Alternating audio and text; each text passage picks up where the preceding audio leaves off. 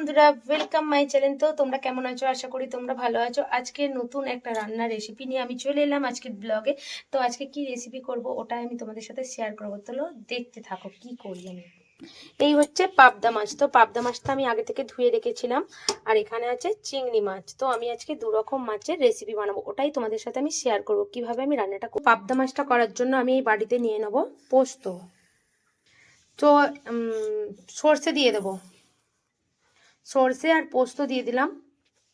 এখানে সর্ষে আর পোস্ত নিয়েছি, এর সঙ্গে নিয়ে নেব আমি কাঁচা লঙ্কা দিয়ে দেবো, 5খানা কাঁচা লঙ্কা দিয়ে। তো দেখো এখানে সর্ষে পোস্ত কাঁচা লঙ্কা নিয়েছি, এবার বেটে নেবো শিলে। তো বন্ধুরা আমি এবার গ্যাসটা জেলে দেবো। তো বন্ধুরা কড়াইটা গরম হয়ে গেছে, আমি তেল দিয়ে দেবো।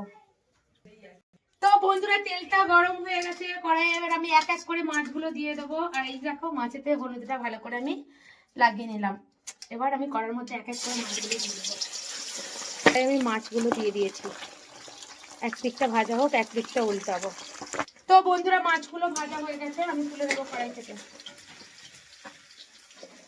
দেখো সুন্দর করে লাল লাল করে মাছগুলোকে আমি ভেজে নিয়েছি।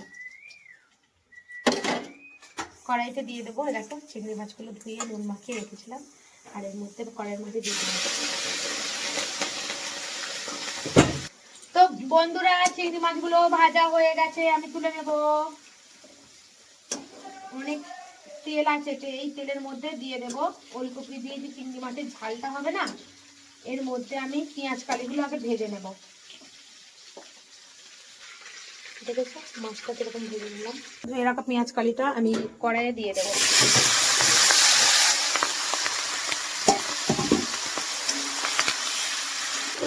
অল্প করে লবণ দিয়ে দেবো, যাতে তাড়াতাড়ি পেঁয়াজ কালিগুলো ভাজা হয়ে যায়।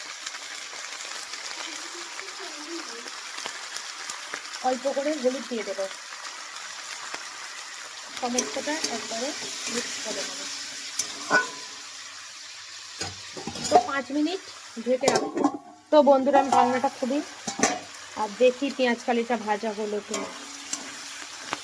মোটামুটি হয়েই এসছে, আর অল্প 2 মিনিটের মতন রেখে আমি তুলে নেব। কপি ঝালের জন্য পেঁয়াজ কেটে রেখেছি, টমেটো, আর এখানে পাবদা মাছের জন্য কাঁচা লঙ্কা আর সর্ষে পোস্তটা আমি মিক্সারে বেটে রেখেছি। তো তো কড়াইটা গরম হয়ে গেছে, আমি পেঁয়াজগুলো দিয়ে দেবো। এর মধ্যে দিয়ে দেবো টমেটো,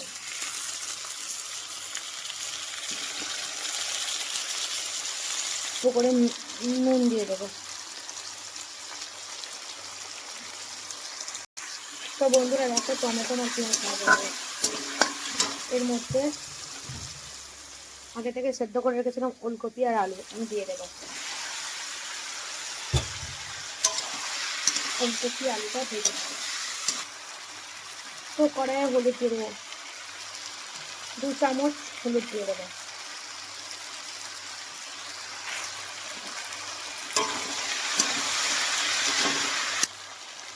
বন্ধুরা 2 চামচ লঙ্কাও দিয়ে দেবো, 2 চামচ। তোমরা যদি ঝাল খাও একটু ঝালের দেবে, আমরা একটু ঝাল খাই সেজন্য একটু ঝাল ঝাল করছি। 4 চামচ লঙ্কা দিয়ে দিলাম। ভালোভাবে মশলাটা কষে নেব। হয়ে গেছে, আমি জল দিয়ে দেবো।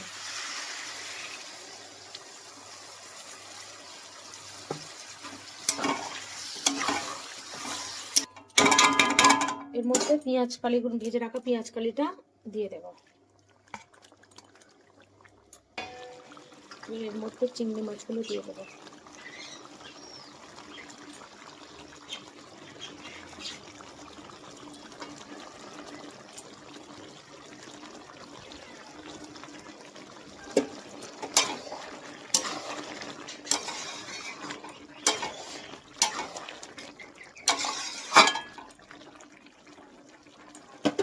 বন্ধুরা দেখো আমার ঝালটা হয়ে গেছে, ওলকপির ঝালটা।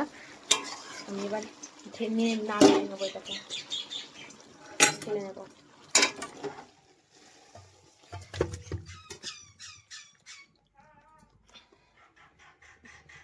আমি দিয়ে দেবো তেল, তেলটা গরম হোক। তো তেলটা গরম হয়ে গেছে দেখো, আর এখানে লঙ্কা চিড়ে রেখেছিলাম আগে থাকতে, এই লঙ্কাগুলো দিয়ে দেবো। হলুদ দিয়ে দেবো অল্প করে,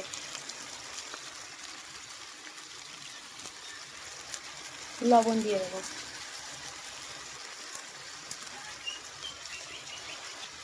এই যে পোস্ত, লঙ্কা আর সর্ষে বাটাটা দিয়ে দেবো।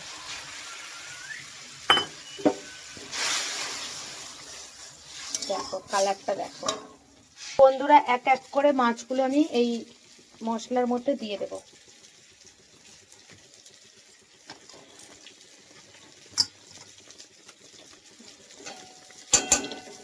একটু ছেঁকে দেবো। তো বন্ধুরা দেখো আমার মাছের ঝালটা হয়ে এসছে, আর এর মধ্যে একটু কাঁচা তেল দিয়ে দেবো। দেখো অল্প করে কাঁচা তেল দিয়ে দিলাম, আমি ভালো করে নিয়ে দেবো। এরপর আমি ঢেলে নেবো থালাতে। তো দেখো বন্ধুরা পাবদা মাছের ঝালটা কেমন হয়েছে আমাকে একটু তোমরা কমেন্টে জানাবে। রেডি আমাদের পাবদা মাছের ঝাল। আমার রান্না শেষ হয়ে গেছে আর আমি এখন খেতে বসেছি। দেখো রান্নাটা কি কি করেছি।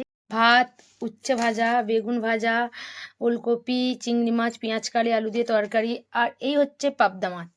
তো এখন আমি খাবো, দেখো কেমন রান্না। তো বন্ধুরা এখন খাবো, খেয়ে দেখবো কেমন হয়েছে। এই দেখো